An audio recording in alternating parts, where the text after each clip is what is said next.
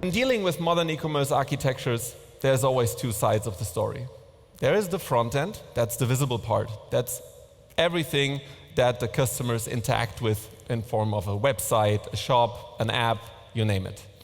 And of course, there's the invisible part, the back end. Everything that's necessary to run your solution and to support all the processes that are needed for a working sales process. But depending on the way your project is built, the part that's on the surface and visible and the invisible part below might differ tremendously. Before we check that in more detail, let's do a quick dive into the different delivery methods available in the ecosystem. We have OnPrem, which means your software is installed locally and maintained on your servers. Or there's SaaS, where the software as a service is provided through the internet and maintained by the provider. Why shall we go on-prem? The biggest advantage of on-prem is, of course, the high customization level. You can literally do everything down to the core. There is no need to change your own processes. You can ask whoever you want. There's a lot of experienced agencies around, a couple of them might be in the audience as well, who can literally customize everything that you need for your processes. But this means also a couple of disadvantages, like a very high tech debt, because everything you build besides the standard software that gets provided always needs to be maintained and needs to be updated. Also, in my experience, you usually end up in heavily under-empowered e-commerce teams because they are so busy maintaining the architecture and maintaining all the ideas around that they actually don't have the time to really dig deeper into the features of the application and go into the direction of the actual customer. And of course, last but not least, monolithic update madness, meaning that whenever you have bigger updates to run, you need to check all the dependencies in terms of plugins, integrations, which can end up in a huge pain to do so. Why should you go with SaaS? SaaS usually focuses on enablement of the merchant through low and no-code features, meaning that every part of the application can be just administered through the website, so there is no need for customizing or high coding requirements analysis. Also, updates run under the hood, so no matter when there's a new version released, you don't have to care about downtime, you don't have to care about the update dependencies. That's all done by the provider. Also, in most cases, it means stress-free Black Friday and Cyber Monday, or Valentine's Day if you sell flowers, for example, because those applications are built to scale. Of course, there are also disadvantages. For example, finding a solution for a problem at hand can take longer because you need to check the different available options and you really need to figure out which one of those fits your processes best. And also, core functionalities are protected and cannot be customized. That's the idea, right? You should be limited in what you actually change in terms of the basic features of the software, which finally ends up in the need to reflect and potentially change your own processes, something that's potentially a hard thing to do. That brings me to my main thesis, what we actually did wrong. And the first one is we did not protect the product. And the second, we did not focus on the value chain. What do I mean by that? Usually the question asked is, can I customize it? And a rather interesting question would be, what solution fits best? Take Shopware as an example. Shopware is in 99% of the cases seen as a framework because it's built upon common frameworks like Symfony, Vue.js, where you find developers that do the customizing. So the need to actually identify it as a full-fledged e-commerce application and to dig deeper into the details of the functions of the actual core that you pay a license for is not so big. But is this really the right way to do it? So what's my goal? Why am I telling all this? Actually, the idea is to achieve a sustainable mindset shift from building something for your company, where you have to invest a lot on the back-end side, to actually build something for your customer, where you can invest your budget and your energy in actually customer-centric and customer-focused functionality. The goal is to be actually, first of all, aware of this huge technical depth that we are all in the full spread of all the processes involved, no matter if it's the e-commerce solution of your choice, your ERP, or your PIM. And to think about these processes and customer needs in a way that these, in any case, complex things should be as simplified as possible. which actually, depending on the way you choose your applications, should end up in a way less complicated full architecture view. Since I don't want to sound like all these monolith versus Mach alliance preachers, which are actually running around everywhere, I'd like to demonstrate what I mean by giving a real Shopware example. We have a client, it's called Brooksafol. They are a B2B supplier. They are supplying high-quality self-adhesive films with over 45 years of experience in foiling industry. They were looking for a flexible and scalable B2B solution for their growing business needs. And they came up with 2 additional requirements. First of all, they want a SaaS solution because they don't want to take care of all these architectural necessities to run the software. They just want to buy it and run it. And the second huge requirement was they need customer-specific pricing. They have quite a complex pricing logic, which is built in the ERP, and it needs to be reflected on the shop side as well. And I reached out to my development teams and said, okay guys, how can we solve this? What options do we have here? And they came up with this. An on-prem solution where we need to put all the complex price logic into the commerce core, direct connection to the ERP. Sorry, it's not going to work different. And of course, a long explanation why this is the case. Because APIs are missing, direct connections are not available, the SaaS system is so limited, long list of complaints. But the major requirement was SaaS. That was actually what the client wanted. So what options do we have? We can go back to them and tell them, sorry, not going to work. Potentially not the best idea if you don't want to lose them. Alternative, we can overthink the approach. Luckily, we have a couple of people in our agency who are really experienced in building SaaS-based solutions, and we took them in for consulting and just asked, hey guys, how do you solve this usually? And their reaction was, hey, that's an easy task. Just do it like this. And I can imagine a reaction usually to that kind of architecture. It's, on the one hand, a simple extension to the ecosystem that's doing the necessary trick, because Shopware SaaS itself is able to handle individual pricing, either through the Beyond license or through a custom app. But the connection between Shopware and the ERP was missing.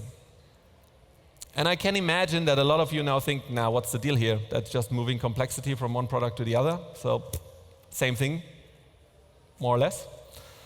But is this really the truth? Think back on my main thesis. We have to protect the product. And by product, I don't only mean the shop software. This actually belongs to your whole architecture. So in this kind of way to solve it, you have components for a specific task that's needed to fulfill your requirement. You have Shopware as a SaaS solution that is completely doing the whole e-commerce process with its huge ecosystem at hand. You have the middleware, which is actually built to transform data from one system to another. And you have the actually running ERP that can stay untouched. In current cases, no complex coding, no need for huge refinements, everything possible with just the built-in features. And I can imagine that middleware is still, let's say, a topic that polarizes. Because most people, when thinking about middleware, are still back in 2019, where a middleware means Oracle, hundred thousands of license costs, and hard to implement, huge architecture to maintain, a big piece of work. But in 2024, actually, also middlewares are available as SaaS products in a very interesting price range. So the deal is to actually really dig into the options that we right now have on a 2024 market to actually figure out that those tools can really do the trick. And also they add transparency. In the past, especially middleware was a black box for any client. They knew something was going on, but the way how it was set up, the way how it is working, no one knows what's going on. But with SaaS middleware projects, this is a transparent thing. They can log in, they see the processes, they can actually view where their data is flowing from and where it's ending up. And they can also debug if they need to change something in a process without the need of an agency or whoever is actually maintaining the middleware application. So to round it up, it's not about either or. Actually, the main idea, or what I want to tell, is that it's about applying the ideas of the SaaS on top of our on-prem world as well. Because when we protect the product more, we actually end up with way less customizing and way less technical depth, which, on the other hand, then gives us a lot more budget and energy to actually invest onto the customer-centric part. And is it for everyone? Of course not. As always, it's never right or left. But still, the key is the point of view to a way bigger or way lesser tech debt, actually. In addition, it should not always need a dev for customizing. The focus should be e-commerce team enablement, giving them the tools at hand and educating them to really build something that's suitable for the customer to actually buy the products that are available in the store. One advice, start fast and slim.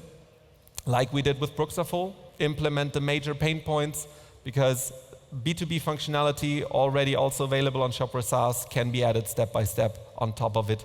I guess also was presented at the keynote.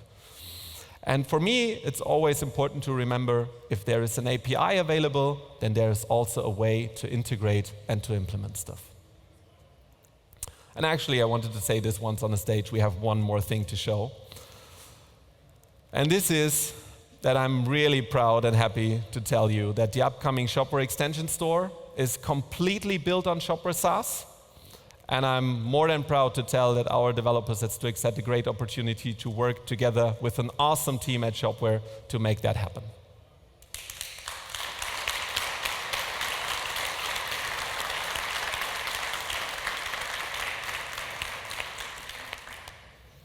So thank you very much for listening. If you are interested in more discussions on that topic, you can join me later at the booth or tonight for some beers. Also, my lovely colleagues, Christina, Laurens, and Daniel will be at the booth as well. And I guess 2 of our Dutch colleagues also, so you can actually enjoy a lot of conversations. In addition, if you are interested in more details on how to work with Shopware SaaS, you can register for our white paper as well. And yeah, thanks a lot for listening. Thank you, Jan. Come over to me. I have a spare chair for you. Jan, great talk. Thank you so much. Thank you. Listen up. I have a couple of questions for you here. First one is, what is the biggest challenge for you as an agency embracing the SaaS way?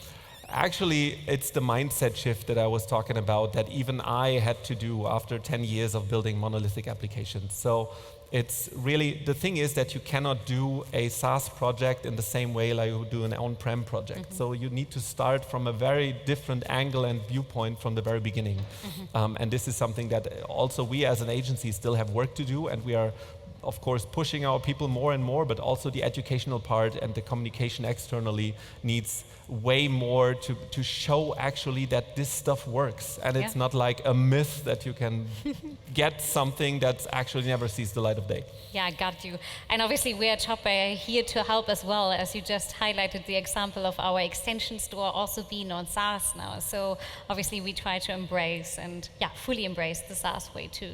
So that brings me to the second question.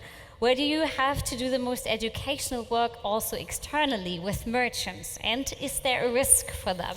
Actually, what a lot of merchants are not aware of is when they buy a license, SaaS is already included. So this is something that there is no reason not to start with, because when you have Shopware, you have it and it works. And speaking in terms of risk, and I guess this is one of the biggest assets that especially Shopware has compared to the competitors, is that if you start with SaaS and at some point you get into a situation that there is really a specific feature that you desperately need, which cannot be built, you can just transfer everything from the SaaS platform to on-prem and just add the features needed then there. You don't lose the features that you already implemented. You can just take everything, your data, your customizing, and just go ahead from there. Sounds great. Full flexibility here, right? Yes. So that's very cool to hear. And also, does cloud make sense for existing Shopware 6 customers? I mean, of course, because the same way can be back as well. So if you challenge your processes, if you challenge the integrations that you already have in your system, you always have the chance to actually interchange some of the features to go back into a more SaaS-ish direction, to get rid of tech debt if possible, and to actually free more space for the customer-centric functions. That makes total sense, at least to me. I hope also to you guys out there. Jan, you will stay with me a couple of more minutes on stage, but of course, you mentioned already, the Strix team is here on site. You have a booth. People, if you want to pick up that conversation, go over to the sponsors area and have a chat with Strix. Thank you so much, Jan. Thank you very much.